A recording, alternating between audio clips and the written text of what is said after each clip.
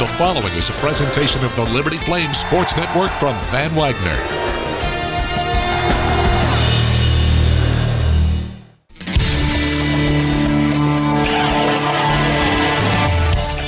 Broadcasting from the campus of Liberty University in Lynchburg, Virginia, the Liberty Flames Women's Basketball Show is on the air. Your chance to hear from Liberty Head Women's Basketball Coach Alexis Sherard comes your way on the Liberty Flames Sports Network from Van Wagner. The Liberty Flames Women's Basketball Show is presented by Freedom First Credit Union. Start banking with Freedom First today. The Liberty Flames Women's Basketball Show is also brought to you by Bojangles' famous chicken and biscuits. It's Bo time. Carter Bank. Life lived full. Coca-Cola. Taste the feeling. By Foster Fuels, providing reliable service for 100 years. Lynchburg Nissan. Nobody beats our prices. Nobody. Rogers Heating and Cooling, servicing Greater Lynchburg's HVAC and electrical needs. Thompson Brooks Insurance, planning today for tomorrow. And by the United States Space Force. Have a question or comment for one of our guests? Email lfsn@liberty.edu or post a message at LFSN Radio on X, formerly known as Twitter. Mills for three. Yes! Avery Mills from 3rd Street. Liberty leads 57-51. Now let's talk Liberty Flames women's basketball. Here's your host, the voice of the Lady Flames, Jamie Hall. Welcome into this week's show. It is conference tournament time. The Lady Flames finished up as the number 5 seed in Conference USA, and that's a little deceiving. They actually finished in a tie for 3rd place, but it was a massive tie, and they had to go through all these tiebreakers, and when it all kind of fed out, it meant that the Lady Flames were going to be the 5 seed. They're going to be playing Sam Houston, but really, the way the tournament is, it's a neutral site down in Huntsville, Alabama. So the difference between the 3 seed and the 6 seed doesn't mean a whole lot. You're still playing the same days, slightly different times. If anything, maybe the 4 seed's an advantageous time because you're playing a little bit earlier in the day, get a little more rest before the next day. But the color of the jersey is the main difference between being the 4 and 5 seed. That's it. That's really it. Where you sit, which bench you sit on and which color you wear is the only difference between the Flames being the 5 and Sam Houston being the 4 seed. And you can take a look at the entire bracket either on the Liberty Flames website, libertyflames.com, or on Conference USA's website as well if you want to see all the different matchups. But we know that the Flames are playing on Thursday at 11:30 local time, which means 12:30 Eastern if you're following along on television or on the radio. Again, there's a 1-hour time difference. And we've also just gone through daylight savings time change, as we'll talk with Coach Alexis Sherard a little bit later on, so that you can stay tuned for that. We'll talk about the X's and O's and the matchups whenever he comes on. But let's jump right into our player conversation with Lynn Peters. And Lynn, we were talking before we came on about daylight savings time. We lost an hour of sleep last night, and it didn't seem like that you noticed. Yeah, no, normally I wake up around like 7:30. And I woke up and looked at the time, it was like 9:30. I was like, oh, well, maybe I got some more sleep, but I guess I didn't. You didn't get as much as you thought. No.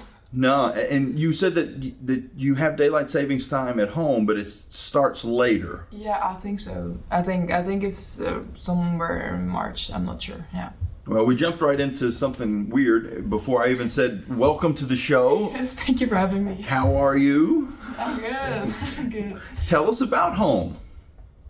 Home? I mean, what do you want to know? Well, some people may not know where home is. Oh, yes. I'm from Netherlands. Somewhere in Europe. Somewhere in Europe. Yes. That's a very kind of vague way of putting it, but about your specific town, what size city did you grow up in? Have you always lived in the same place? No, I was born in a city close to Germany. It's not that big. It's like 80,000 citizens, I think. It's not as big, but we have like a city, and it's pretty big. It's not like a little town. And when I was 16, I think, I moved to Amsterdam. And that was a big change. That was a really big change because it's the big city, so many tourists. So yeah, I like my own town better. It would all probably the equivalent here would be if somebody lived in Lynchburg, very similar, 80,000, Yes. Somewhere in that range, to moving to New York City, almost. I mean, probably pretty similar. I think the populations between New York City and Amsterdam would be close. Certainly, L.A., Chicago. I mean, it would be a major adjustment to go from Lynchburg to a city like that, and so that's what you did. How old were you when that happened? I was 16 during 17. I was 16, yeah. And then I moved on my own to Amsterdam. Okay, because you moved on your own to Yes. Amsterdam. Yes. Okay, tell us about that. So there's like a team, like an academy, like the Orange Lions Academy, and they just scout like the best prospects of the Netherlands, and I got an invitation to tryouts, and they picked me, and then I moved to Amsterdam when I was 16 and played there for 2 years. So Is it kind of, so then was it sort of like a boarding school at that point? I don't know if you understand, I don't know if that's a term that carries over to your country or not, but. I mean, I think you can compare because you live like in the same building with all your teammates. Like we lived on the same hallway. I mean, I guess, but we just had a normal school. Like it was just, yeah. So you basically you were living at the academy that was concerned with sports, and then you were just going to the school that was local to the area. I mean, it was like team NL. Like there were many sports. Like there was like softball, honkball, swimming, skating. Like we all lived in like a building, and so yeah, we went all to the same school. But there was like we were on the top level, and that was only for like sporters, like a student athlete school. Okay. But like the first three levels were just like normal students. So yeah, it was, yeah. So you were in the same school as anybody else that would be just living in that area, but you were on a different floor. Yes. How was that? Did it seem like did you feel special because of that, or did you feel like just let us interact with everybody else? It was on the 4th floor, so walking the stairs every day was the worst actually. So it's not so much about the philosophical reasons or interacting with, like these social aspects of it. It was just the steps. Yes, and like when somebody on my team was injured, like she could take the elevator, we go all with her because like the 4 stairs, like no. That's funny. That is so funny. Do you think they did that on purpose? They said, all right, we need you guys to be in more shape than everybody else, so you're going to do stairs every day. I don't know, probably. Like we had morning practice 7:30. We did weights. We came back, showering 20 minutes, and then walk up those stairs. So what you're telling me is if our strength and conditioning coach, Will Graham, had his say, you guys would be practicing on the 4th floor. All your classes would be on the upper floors of DeMoss, and the elevator would be off limits. So it was. Yes. So you were probably already in pretty good shape even before you went to practice, just from going to school. Yes. That's so good. I would have never thought about that. Yeah. Well, yeah. I mean, those stars keep killing me after 2 years. So. Do you have any other memories of school other than the stairs? Was it difficult? Academically, was it difficult? No, not really. We have like different levels in Netherlands of school. Like we have like a lower level, medium, and like for the really smart kids. And I mean, I could do like the high level, but because I did so much in sports, like I had less time, so I just chose to do like the medium. And I mean, it was fine. I mean, it was all good. So you get to choose. You get to choose.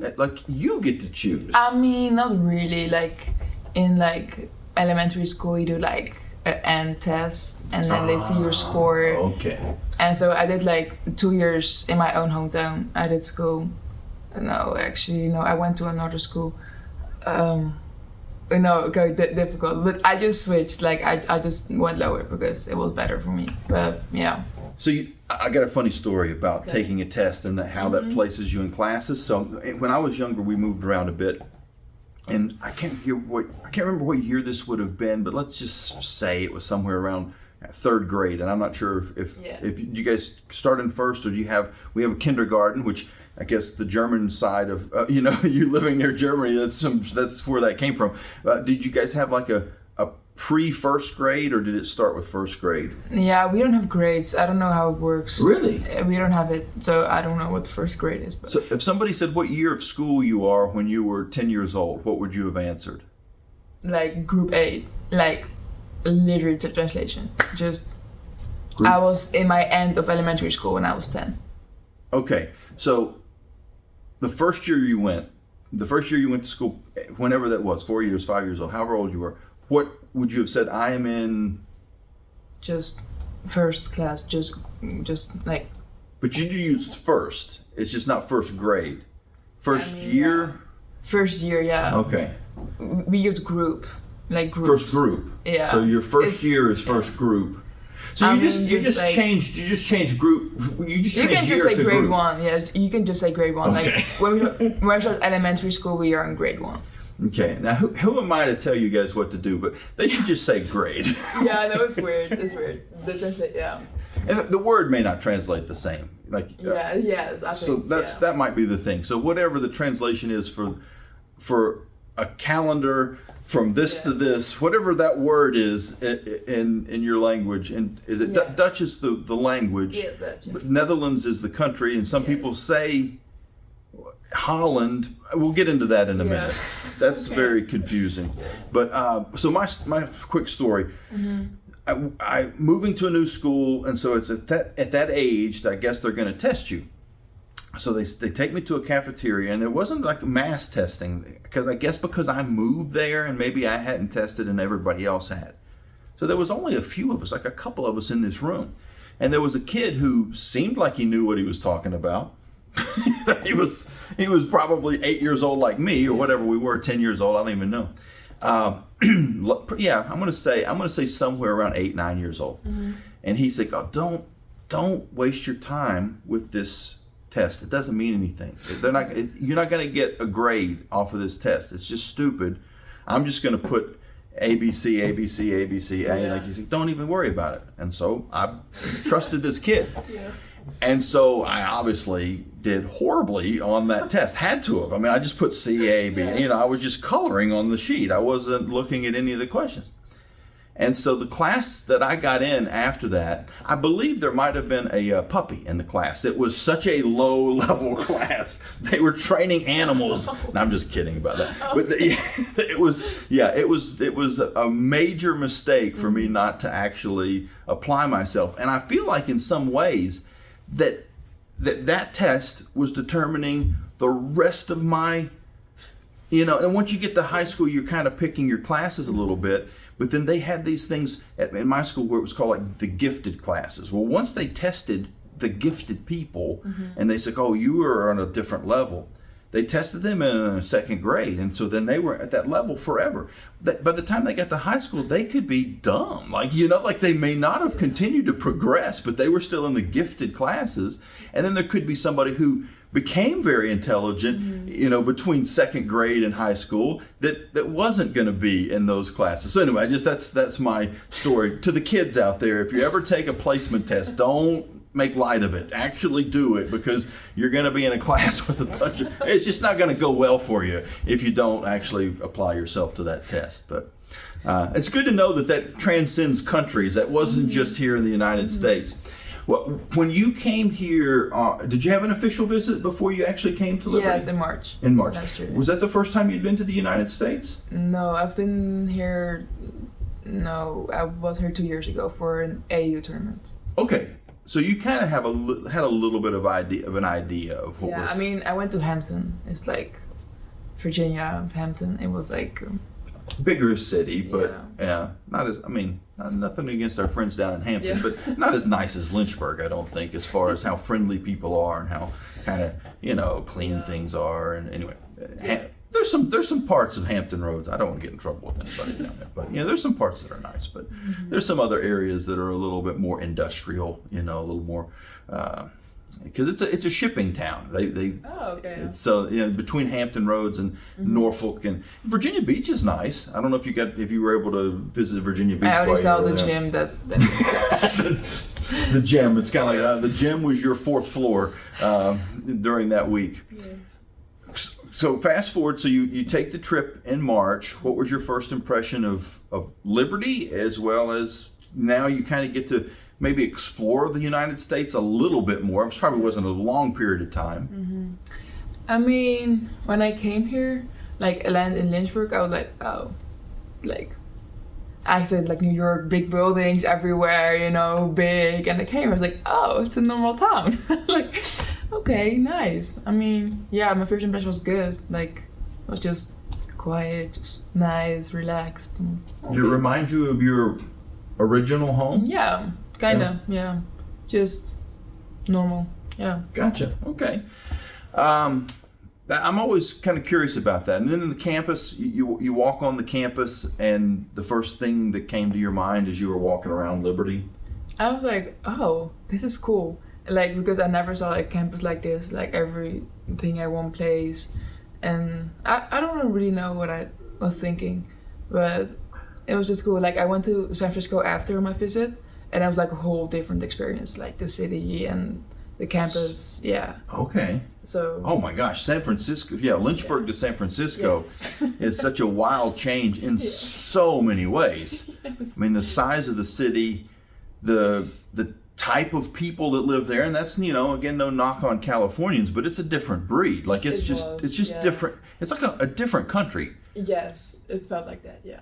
Texas is kind of a different country. California is kind of a different country. You know, just you go up to New York and Boston, and the whole Northeast is kind of a different country than Virginia, and at least this part of Virginia. Mm-hmm. And I think that's more of a compliment to this part of Virginia than it is anything else. Yeah. Your English is quite good. I'm sure you studied English all growing up. Yeah. Well, I mean, I did, but I think it also helped. I played in Iceland last year, so I got like a year before they all speak English there. So it was just speaking English every day. So I think that really helped, because otherwise, yeah. Okay, so now you are pretty good at English already. You come to the United States, and you have been exposed to slang now from your teammates that are Americans, that I'm sure was confusing at times. But then also in this local area, you have been exposed to kind of the Southern dialect and some Southern phrases, or even just the inflection in the voices. You know, has it been tough to sometimes understand what people are trying to say? Actually, no. I mean, I don't know the difference between the Southern accent and really just like I was talking with Coach Blood last week, and we were talking about like the word y'all, like y'all. Yeah. And she said it's Southern. I'm like, oh, really? Like, I've been using it for so long, and I never knew it was like Southern or something. I just picking words up, and I don't know. Yes. Oh, okay. So the words and the phrases, I guess you wouldn't know where they came from. If they came from the North or the South, you just know they're American. Yes. But the accent, though, I mean, you were recruited by Coach Green before he retired. Oh, yeah. So there's a big accent difference between Coach Green and Coach Sherard, let's say. You disagree? Yeah. Yeah. You don't pick up a different accent with Coach Green? No, actually, no. Wow. So are you telling me that regardless of where we're from, that all Americans sound alike to you? Yes. Wow. Like, I mean, I think if you like go really south, I think you will more like, I don't know, a cowboy accent or something. I don't know. That's how I imagine it in my head. Like, but no, I don't hear any difference if people speak English. Wow.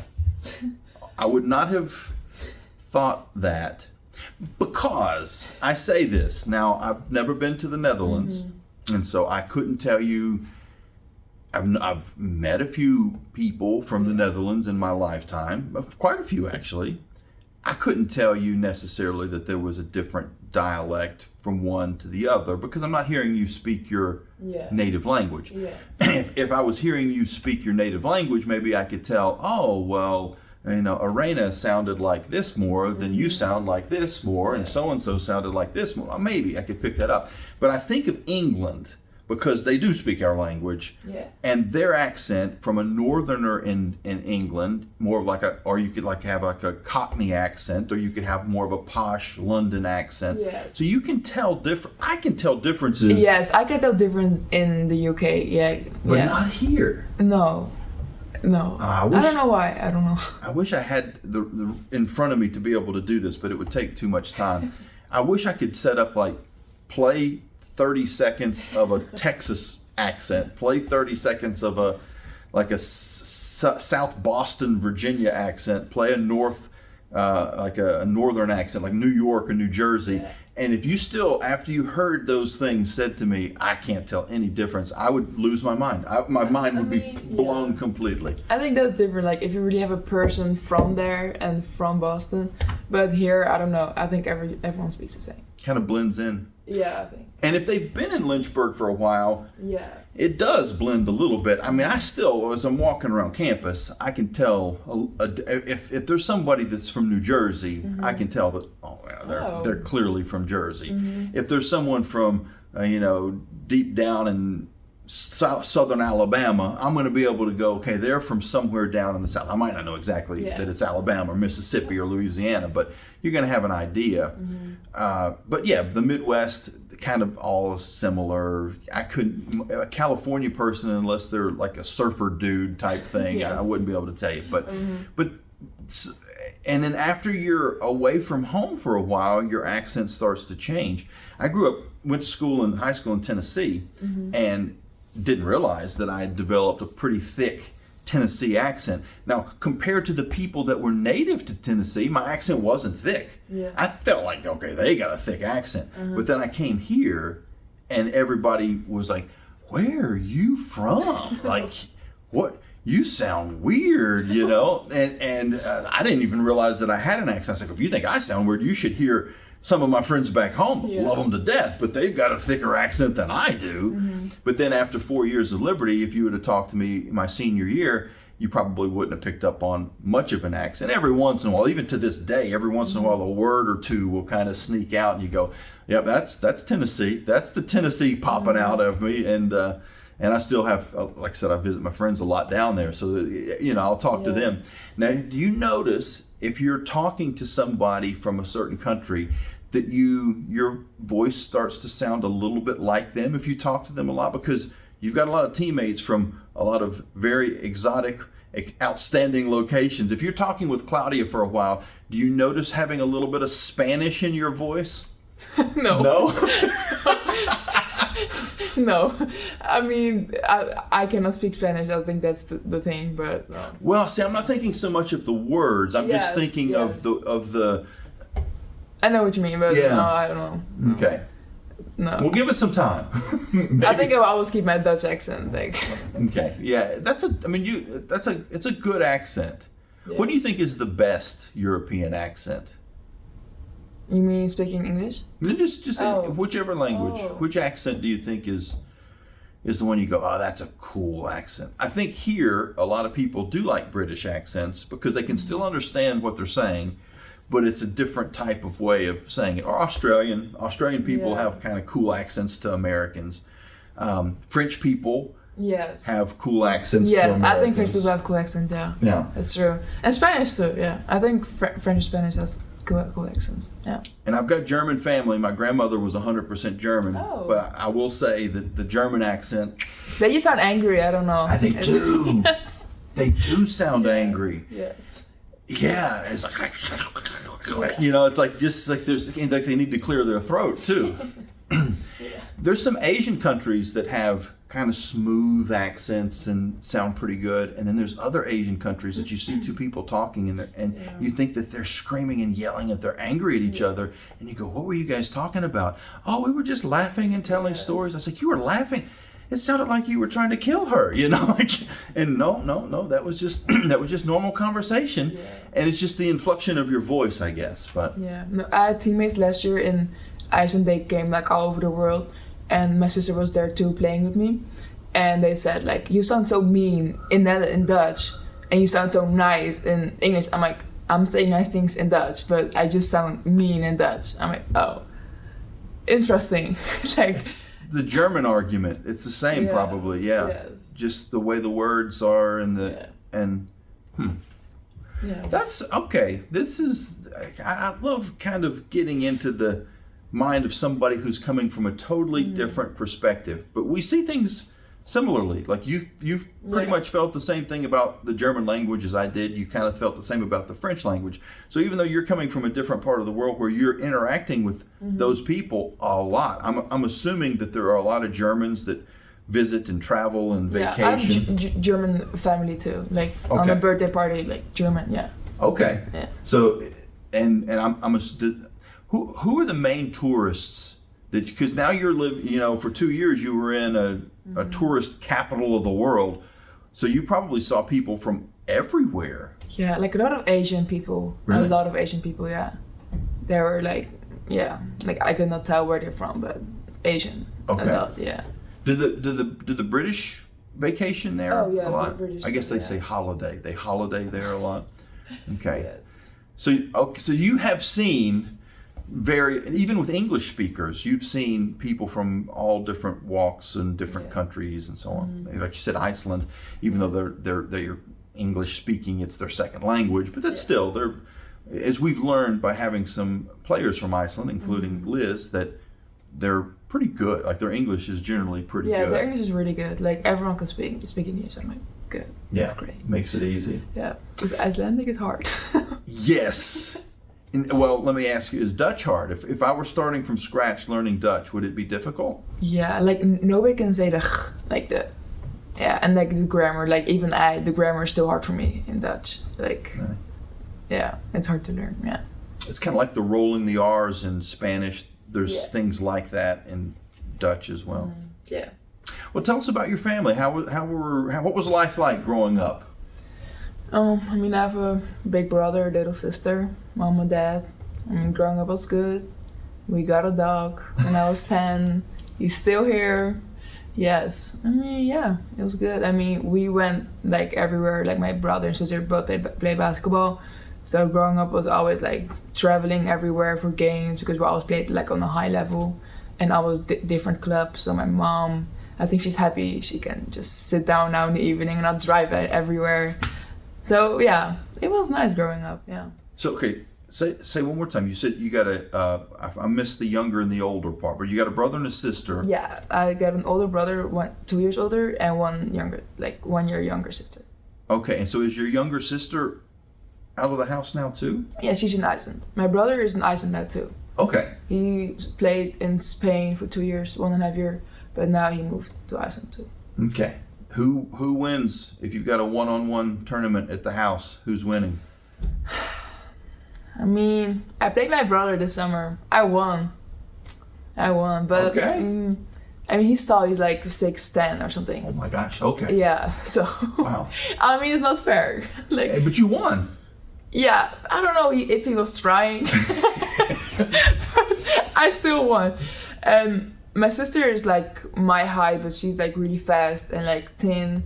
So like from outside she will beat me. Like for inside I will beat her. So I don't know who will win. I would say me, of course, but I don't know who will win. Okay, well, let's maybe this summer. If you guys can all if you're all at home at the same time. Play that little tournament and let me know. Yeah. Let me know next year who wins. Mm-hmm. I will. How about your parents? Were they athletes?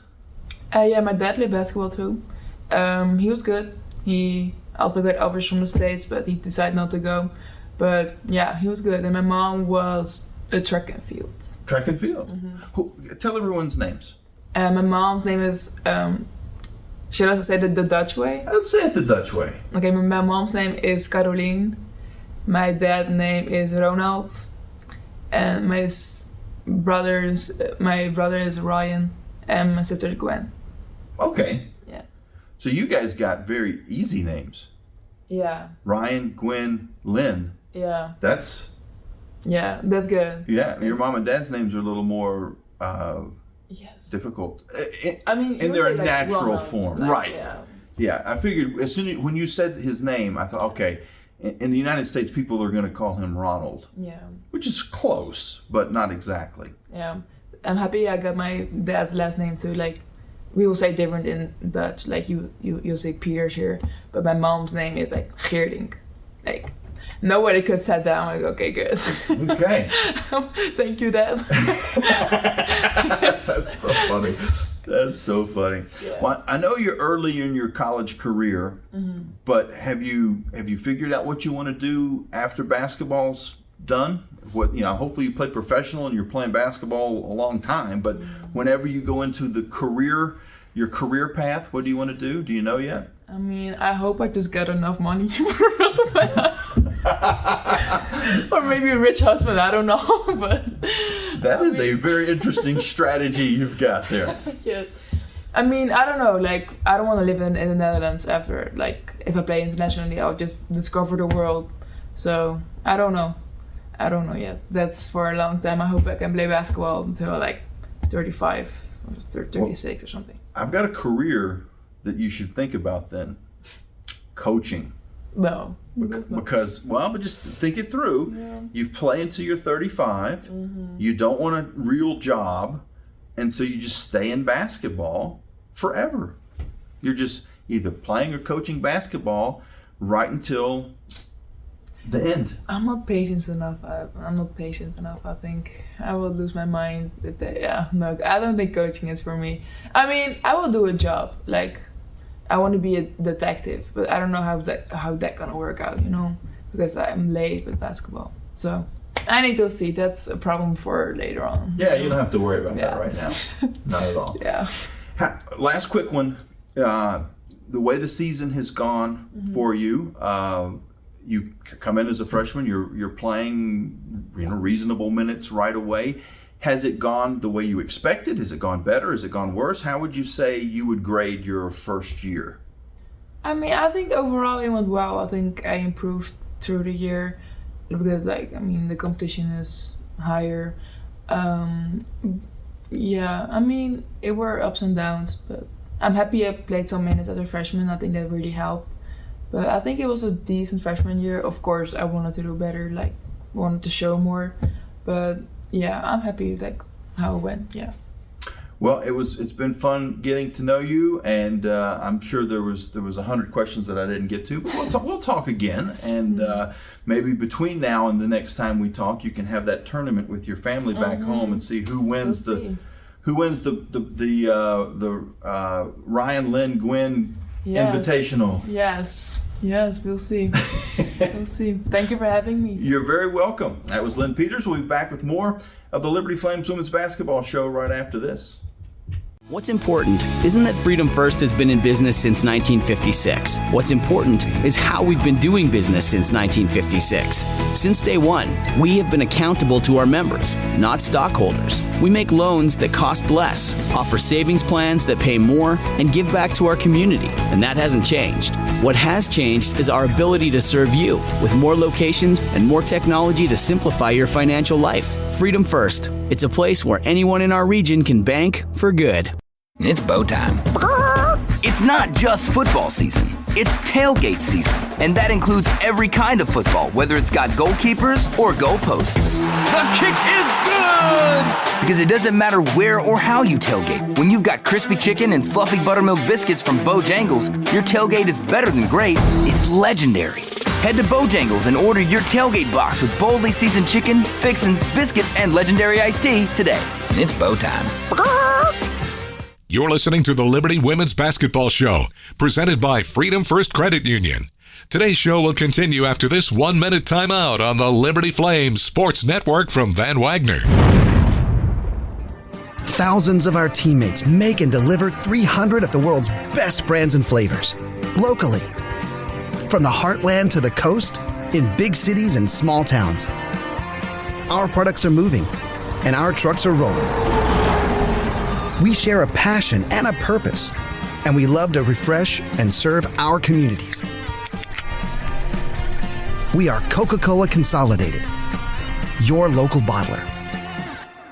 At Carter Bank, we believe life is best lived full of opportunities and dreams, of goals achieved and promises kept. We've been creating opportunities for more people and businesses to prosper since 1974. That means great local lending, convenient access to your money, accounts and guidance that make it easier to get more done. We are Carter Bank, the preferred community bank of Liberty Flames Athletics. Visit carterbank.com to learn more. Member FDIC, Equal Opportunity Lender. Hi, this is Alan York, asking you to join the team as a member of the Flames Club. As a Flames Club member, you can make a difference by directly contributing to the success of Liberty Athletics. The Flames Club's mission is to raise the financial support needed to provide our coaches and student athletes with the resources to compete for championships. Membership levels vary and begin at just $75. Some gifts may even be tax deductible. When you join the Flames Club, you're truly investing in champions and championships. Join today at libertyflamesclub.org.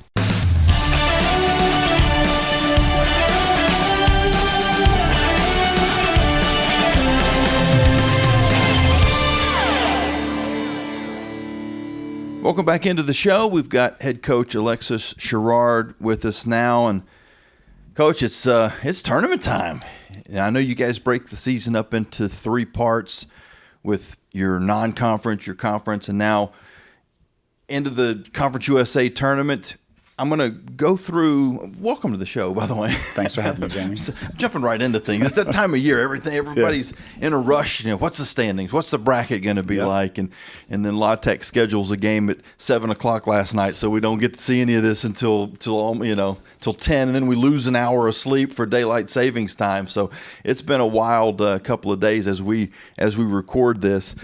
But when we look at the standings top to bottom, and I'm going to read them off just the way it's listed on the page here, although it's not exactly how the tiebreakers went, the way that they're in order here. Matter of fact, I'm not really sure what order. I thought it was alphabetical once it was a tie, but that's not the case. I think, oddly enough, on here, on the Conference USA website, if there's a tie, they go by your overall record as the not the tiebreaker. I don't want to use that phrase, but as the way that it pops up on the page here, which is odd because that has nothing to do, as I think some fans may be confused about.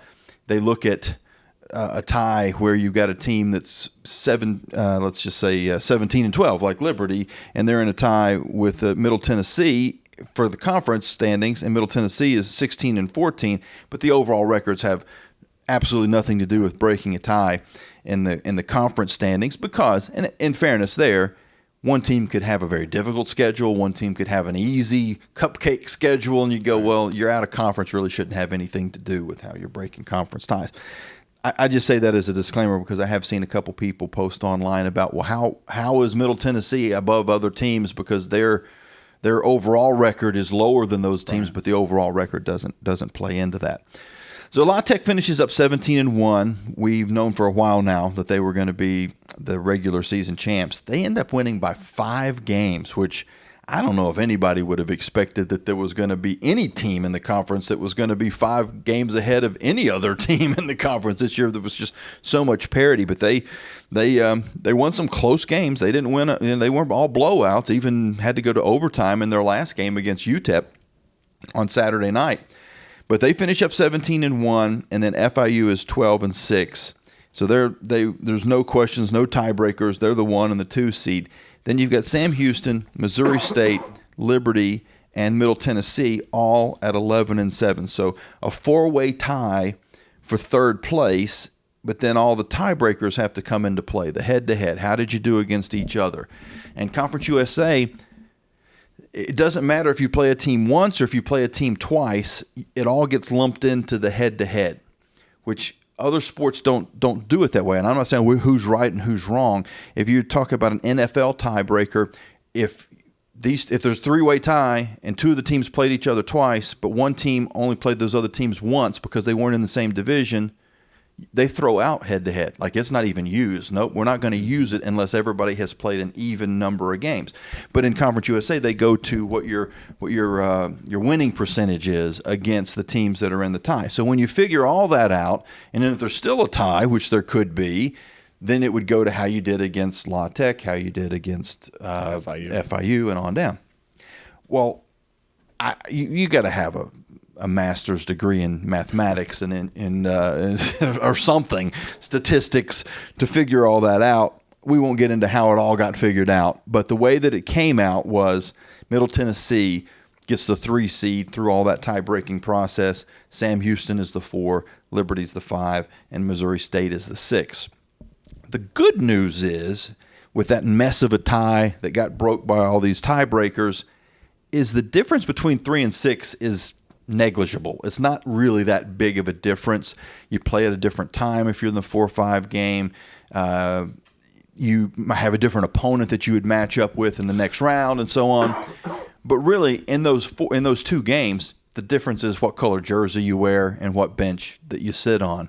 So that's fortunate. If the tie would have been for second place and you go to this convoluted tiebreaker, the 2 seed gets an advantage. So then there would have been, oh, you really don't want to lose that tiebreaker, or heaven forbid you're in a tie for 10th place, and if you lose that tiebreaker, you don't make the tournament. So there's other scenarios where the tiebreaker would have been more stressful. But in this spot, it just determined the matchups, and your matchup is going to be Sam Houston 4 versus 5, and Middle Tennessee comes out with the 3 versus 6, and we'll stick the bracket up so that everybody can kind of follow along. Not jumping ahead at all, but on your side of the bracket, Delaware and Kennesaw State, the 8-9 play. The winner of that plays La Tech, and then the winner of that would play the winner of Liberty and Sam Houston. So those are the teams that are on your side, the teams that you're going to have to go through to get to the championship game, and then whatever happens after that, of course, would the entire other half of the bracket would come into play. Are you happy with the way things matched up? You're playing a Sam Houston team that you only saw once this year, and it seems like it was forever ago. Mm-hmm. It was a loss, but nevertheless, a lot has changed since then. Yeah, I mean, as you said, 3 through 6, there's not much room for error. I mean, we actually all had the same conference record, same amount of losses. So, regardless who it was going to be a tough game. You have to play well. You have to be at that level of intensity to be successful. But yeah, we obviously played Sam Houston, seems like ages ago. We're a different team now. I'm sure they're a different team now. So, but we know Sam Houston well. We know how they play. I've seen them play all their games, actually, just with regards to their pressure. And we're in the process of, game planning and preparing practice and making practice harder than the game, and just trying to assimilate what we'll face on Thursday. So, I'm pleased. That's what we earned. That's at the end of the day, that's what we earned. That's where we are. And, we just have to be ready to play. This season has been fascinating to me because there have been stretches of the season that if you just had a magnifying glass and you just saw a team play for a week or two, you would have a different impression than when you saw their whole body of work. And I say that to say that time frame when we played Sam Houston, around that time they beat La Tech. I'm thinking, this may be the best team in the conference. And they're still a very good team, don't get me wrong. But they finish up as the 4 seed. I was like, wow, I wouldn't have expected that going by that little section of time. I thought they're going to be in that 1-2 battle, and they ended up being the 4. You could say the same thing about FIU. There's times that they look like they were the best team. 24-0 at the beginning of that game down in Miami, and I was like, okay. But then when they finish up with 6 losses in the conference. They're the 2 seed. They probably are legitimately the second best team in the conference. La Tech has proven just by winning basketball games, right, whether they win them ugly or not. I mean, they're winning basketball games night in and night out, and they deserve the 1 seed. But then there's times that you've seen Missouri State over a 2-week period, and you go, they might be the best team in the conference. And I think lately people would say that about Liberty. The way you guys have played in the month of February, even without your leading scorer for some of those games, I think there's people that would go, well, maybe Liberty's playing the best basketball in the league right now. And I guess that just goes back to this whole conversation about parity, and sometimes it's getting hot at the right time. Yeah, no doubt. I mean, you just look at the standings. I mean, you see one team with second-place team with 6 losses, and then, as you said, 4 teams with 7 losses. I mean, that just screaming parity. And then even, 7 through 10, I mean, those numbers are close with regards to, I may have had a couple of tiebreakers for that bottom half, 7 to 10. So just a lot of parity. I think the tournament is wide open. Obviously, La Tech has set themselves apart. They had to go into overtime yesterday.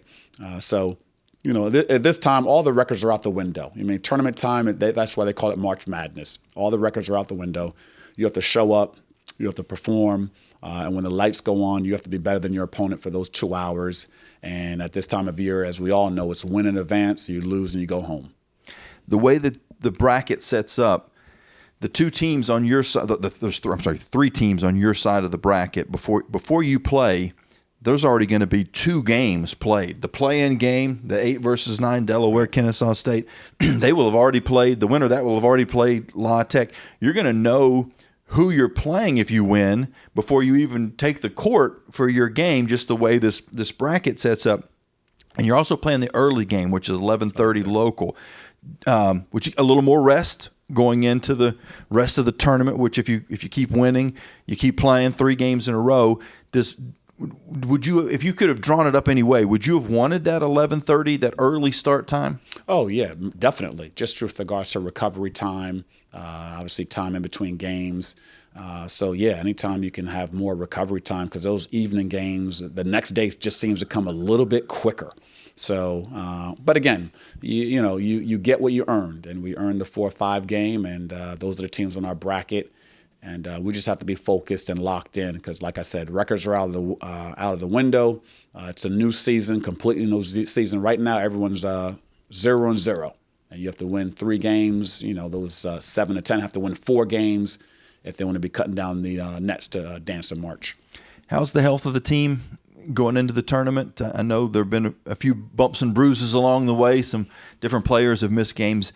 Ify Nawabi missed some games. Claudia Thien, this is earlier in the season, missed some games. More recently, Malia Alexander and then Avery Mills was out for 5 games. Everybody 100%? Yes. So thank God. I mean, I don't know if anyone's 100% this time of year. I think every team has bumps and bruises, but thank God everyone's eligible to play, healthy enough to play. And, if there are bumps and bruises, we're just managing because this time of year, like I said, you got to play through pain and you just have to perform at a high level. So, but injury report, no one to be talked about on that side, which is a good thing for us. We should be at full force. From a scouting standpoint, you've got a few days here to prepare for Sam Houston. You don't know who you're going to play next, but you will know by the time that your game is over. You'll already know. Before your game starts, you'll know who you're going to play. So the coaches that have scouted these teams in the regular season, I'm assuming that'll carry over into the postseason as well. And so maybe whoever scouted La Tech is just keeping an eye on them a little bit. But for the most part, everybody's focused in on Sam Houston. How does that process work? Yeah, so there's obviously 3 teams on our side of the bracket. So there'll be 3 coaches for each individual team scouting. They'll have a scout report prepared in anticipation. There's an upset, say, assuming we win, and there's an upset in the 8-9 game. Mm-hmm. So we'll have each coach, 3 coaches, 3 teams. Each coach will be preparing for that particular team. And then we'll have, 2 people specifically for Sam Houston. And then, collectively, everyone has a working knowledge of Sam Houston. But, you try to put specific people, primary resources, scout, coach for that team. And then, obviously, you have to prepare. You don't want to be caught, preparing at midnight. So even in practice this week, depending what we'll see, whether it's Kennesaw, Delaware, La Tech, subliminally we'll be putting things in practice this week in anticipation of playing either one of those 3 teams. Nobody in the league, everybody in the league is familiar with everybody else in the league. Like I said, you guys are watching every game as the weeks go along. You're following everybody. But the players probably haven't thought about Sam Houston since the scout and the game against Sam Houston all the way back in January. From a psychology standpoint, as the head coach, you certainly want, the X's and O's, that's going to happen. Your assistants that are scouting, they're taking care of that. But as a head coach, do you want to replant the seed in case they've forgotten about that loss back in January? For one, to say this is a very good team we're playing. Clearly, they're going to put some pressure on us. There's things that we're going to have to do. But again, to just maybe get the competitive juices flowing. They embarrassed you guys on your home court. That kind of thing, just to sort of get them fired up. Well, absolutely. You put percentages. I think you're going to put the biggest percentage on Liberty women's basketball. We want to play our brand of basketball. That's who we are. We want to know what our identity is. and that's how we want to play. And then obviously you have to be prepared and you have to be familiar with your opponent. They beat us by 6 at our place last time. So, and I know the girls, they were all watching that game last night. And actually, I forgot who they were playing, but they watched the game, Sam Houston, last night. New Mexico State, was it? Yeah. New Mexico State. Yep. So I know all the girls were watching because it looked like we were going to be in that 4 or 5 games. So they kind of had a pulse. But yeah, absolutely. We'll have clips of game 1 in the scout report. Let the ladies refresher, if you will, strengths and weaknesses, what we did well, what we need to improve on. And like I said, I mean, Sam Houston is a different team. I'm sure they're a much improved team than when we last played them. And we're a different team, much improved team from when we last played Sam Houston. So again, all the records are out the window. Come Thursday, 11:30, we're going to have to show up. We're going to have to be locked in. We'll be prepared. I think we're playing good basketball now, and we'll just have to show up come Thursday in tournament time. And you can tell that I love that psychological warfare stuff because I use the word embarrassed. That was a strong word to use in that scenario. 6-point game, not really an embarrassment, but that's not going to fire them up enough. If you don't, you got to use a word that's going. They did embarrass us when we're going to put up with that. We got to get ours back now. Last thing for you, Coach, when the fans are tuning in, hopefully the fans will be in Huntsville watching the game. But if they're not in Huntsville and they're tuning in on ESPN and following along, what are a couple of players on Sam Houston and or maybe a couple of things that they do that the fans need to be keeping an eye on? Well, I mean, there's no doubt about it that she's going to come out with a lot of pressure, full court man-to-man, a little run and jump. They want the game to be messy, helter-skelter, if you will.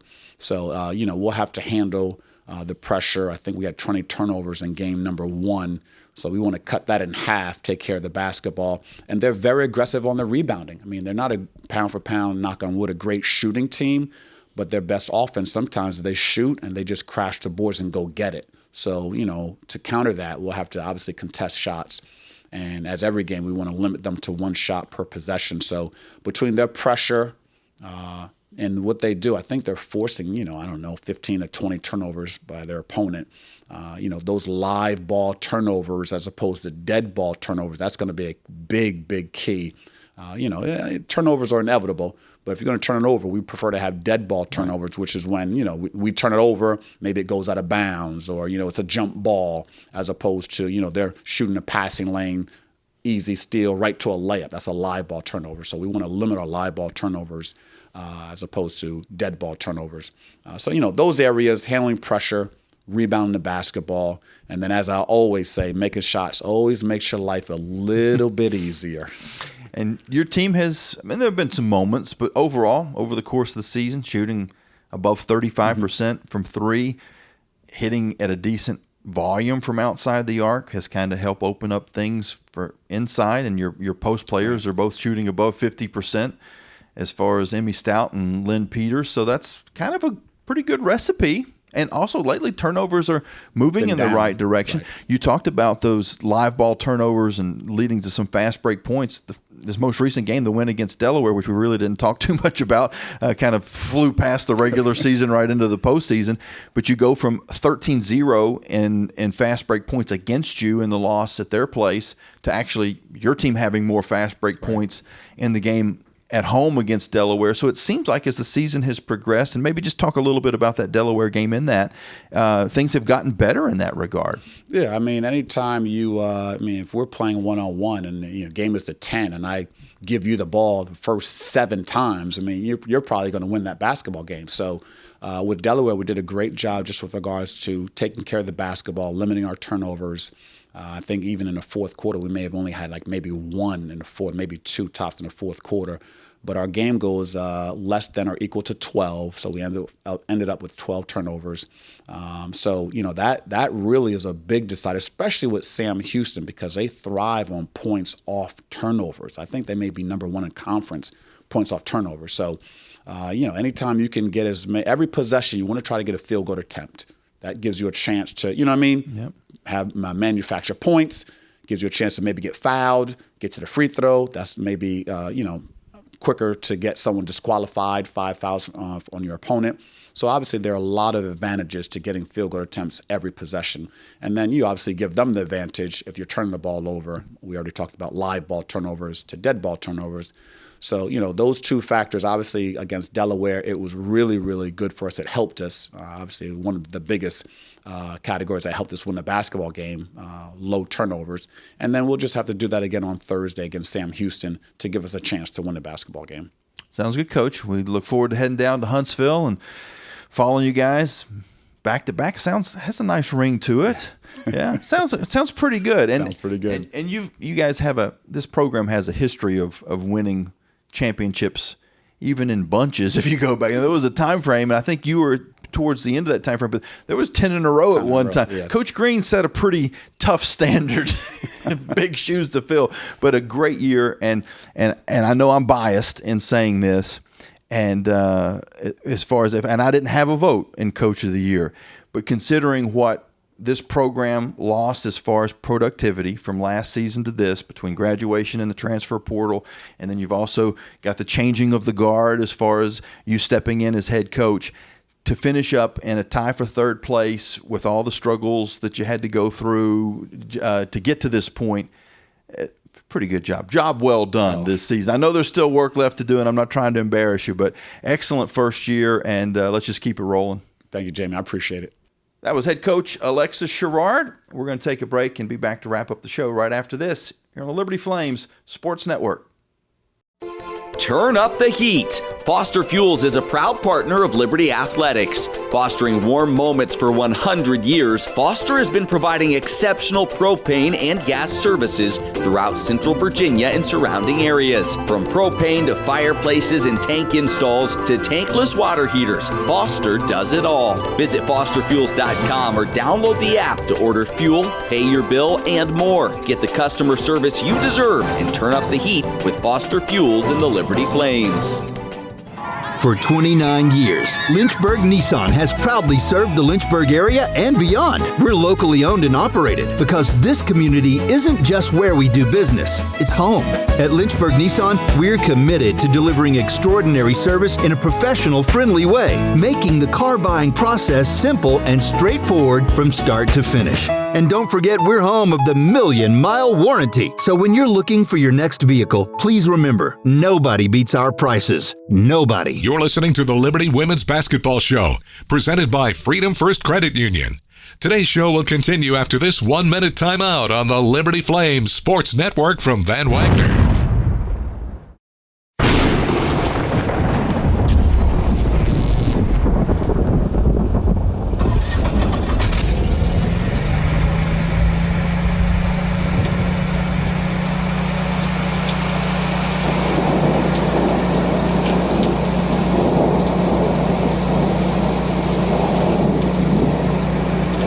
Rogers Heating, Cooling, Electrical, and Plumbing. Your certified Generac backup generator experts. Online at callrogers.com. The light from a star can take millions of years to reach Earth. So when you look at a star, you're looking back in time. But I see the future. I see exploration and courage. I see my country finding new horizons out there. And I see giant leaps making a comeback. I see myself. The future is where I'll make history. This message is brought to you by the United States Space Force. More information is available at spaceforce.mil. Thompson Brooks Insurance has been serving Virginia for over 35 years, helping individuals and businesses with their insurance and investment needs. The team at Thompson Brooks is experienced in understanding Medicare, retirement planning, life insurance, the healthcare marketplace, and group insurance benefits. Call Thompson Brooks Insurance at 434-385-8500. That's 434-385-8500, or visit them online at thompsonbrooksinsurance.com. Thompson Brooks Insurance, planning today for tomorrow. Have you downloaded the Liberty Flames mobile app? If not, what are you waiting for? The Liberty Flames mobile app is your lifeline to Flames athletics. Get the latest news on your favorite teams, find upcoming schedules, buy and download tickets to the next game, listen to podcasts, and hear our online Liberty Flames Sports Network audio broadcasts. Pass caught into the end zone. Light 'em up. Touchdown, Liberty. It's all on the Liberty Flames mobile app. Download it for free from your mobile app store today.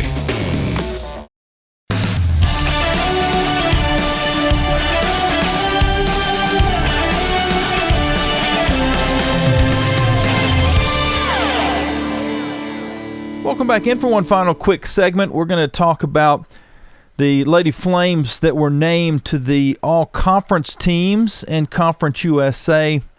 And it was kind of an exciting announcement that the Flames were able to get 2 players on first-team all-conference, as well as 1 on the honorable mention list and the all-freshman team.